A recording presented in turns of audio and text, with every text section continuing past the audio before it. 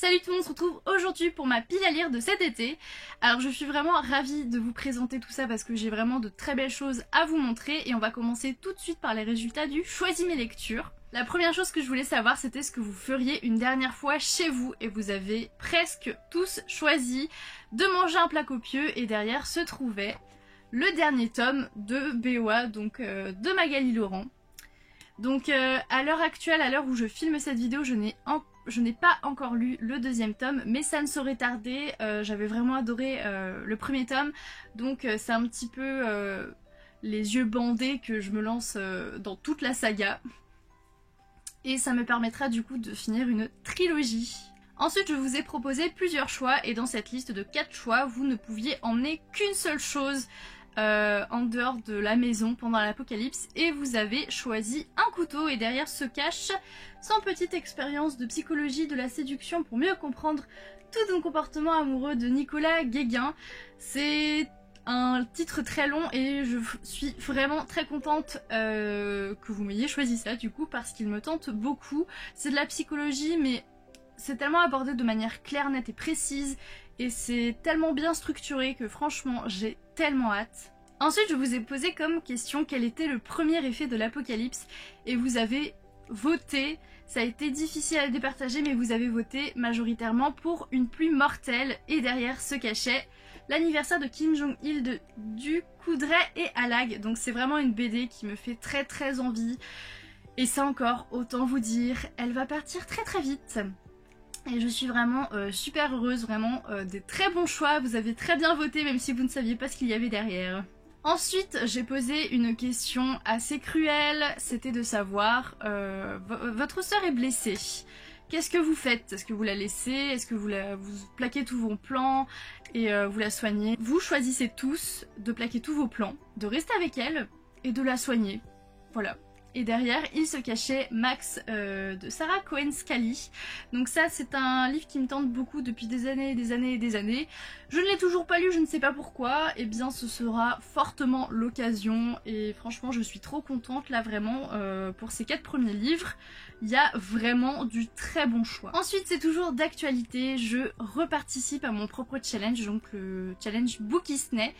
Et pour cette saison d'été, j'ai décidé de prendre le menu de La Belle et la Bête. Dans la catégorie label, je dois lire un livre sur les conditions des femmes et j'ai choisi Cher corps de Léa Bordier. Il y a un collectif d'autres autrices et illustratrices.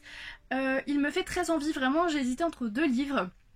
Et au final, je me suis dit que celui-ci convenait parfaitement parce qu'on va aborder énormément de thèmes comme la pilule, la violence contre les femmes, l'anorexie, enfin il y a vraiment énormément de choses donc ça va être super intéressant. Là vraiment je vais être gâtée parce que il y aura vraiment de tous les thèmes donc je suis super heureuse. La deuxième catégorie, il s'agit de La Bête, donc une couverture affreuse et un résumé alléchant.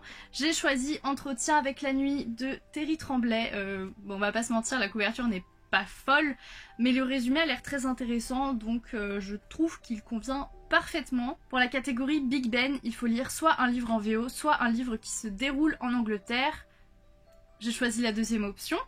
Et du coup, je vais poursuivre ma saga, donc le deuxième tome denté de Maureen Johnson. J'étais un peu mitigée du premier tome, mais c'était quand même très sympathique, il y a quand même de l'intrigue. Du coup, je vais lire le deuxième tome. Et je verrai si ça me plaît suffisamment pour lire le troisième tome en VO. Et la dernière catégorie, je pense que c'est celle dont je suis la plus fière parce que le titre de la catégorie est trop beau. C'est Le Dernier Pétale. Donc il faut lire le dernier tome d'une saga et j'ai choisi le tome 3 de Traqué de Andrew Fukuda. Le premier tome c'était Coussi Coussa, vraiment le deuxième tome ça a été une tuerie. Donc franchement je porte énormément d'espoir sur ce dernier tome. J'ai tellement hâte, vous n'imaginez pas. Et maintenant on va passer aux 5 dernières lectures que je me suis choisie moi-même. Donc en premier j'ai pris Ma vie de monstre de Anne Pouget, donc c'est un conte revisité sur La Belle et la Bête. Enfin on va suivre la fille de La Belle et la Bête. Et je voulais le garder de côté honnêtement pour une autre occasion, mais ce n'est pas possible parce qu'il me tente beaucoup trop, donc voilà. Je vais le lire très prochainement. Il y a un gros pavé qui me tente depuis très longtemps dans ma pile à lire. C'est un témoignage très triste. Il s'agit de Jamais sans mes sœurs de Christina, Céleste et Juliana. Donc c'est un témoignage sur 3 sœurs qui ont vécu dans des sectes où il se passait vraiment des choses atroces et elles vont nous raconter tout ça. Et c'est vrai que ça fait quand même un petit moment que j'ai envie de le lire, de découvrir tout ça parce que honnêtement j'ai jamais rien lu sur les sectes et je pense vraiment que ça peut être l'occasion.